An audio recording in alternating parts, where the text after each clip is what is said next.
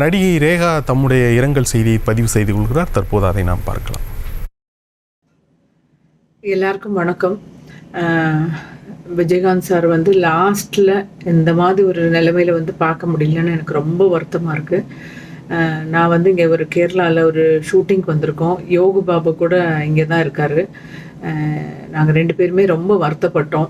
எனக்கு என்னென்னா, நான் அவருடைய ஒரு 4-5 படங்கள் பண்ணியிருக்கேன். எல்லாருடைய டெத்துக்கும் நான் போயிடுவேன்.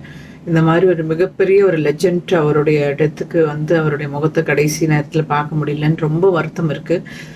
அது மாத்திரம் இல்லை, எனக்கு ரொம்ப நல்ல ஞாபகம் இருக்குது. அவருடைய கல்யாணத்தப்போ நான் கல்யாணத்துக்கு பயங்கரமான க்ரௌடில் நான் பயங்கரமாக சிக்கிட்டேன்.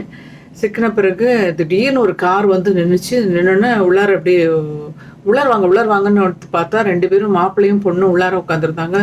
அந்த மேடமோட மடியில் தான் நான் உட்காந்துட்டு, அப்புறம் அதுக்கப்புறம் என்னுடைய கார் பக்கத்தில் கொண்டு இறக்கி விட்டுட்டு போனாங்க. கல்யாணத்துக்கு போன என்னால் அவருடைய இறப்புக்கு போக முடியல. இந்த ஆழ்ந்த அனுதாபங்கள். அதுவும் அந்த 2 குழந்தைங்க அழுகிறத பார்த்தா ரொம்ப வருத்தமாக இருக்குது. அப்படி அழுகுறாங்க அந்த சன்ஸு. அது பார்க்கும்போது நம்ம கண்ணிலே தண்ணி வருது. ரொம்ப நல்லவருங்க. ரொம்ப ஒரு லீடர்ஷிப் இருந்துச்சு அவர்கிட்ட. ஒரு ஸ்ட்ராங் மேன். அவ்வளோ வெரி வெல் எஜுகேட்டட் இல்லாட்டினா கூட அது ஒரு விஷயத்தை எப்படி ஹேண்டில் பண்ணணுன்றது அவருக்கு ரொம்ப நல்லா தெரியும். நான் 4-5 படங்கள் பண்ணியிருக்கேன். எல்லாருக்கும் நல்லா சாப்பாடு போடுவார். நடிகர் சங்கத்தை நல்லபடியாக கொண்டு போனார். பாலிடிக்ஸ்லையும் நல்ல எக்ஸ்பீரியன்ஸ்டானார். ஹெல்த்து பார்க்காம விட்டுட்டாருன்னு சொல்லி தான் ஒரு பெரிய வருத்தம்.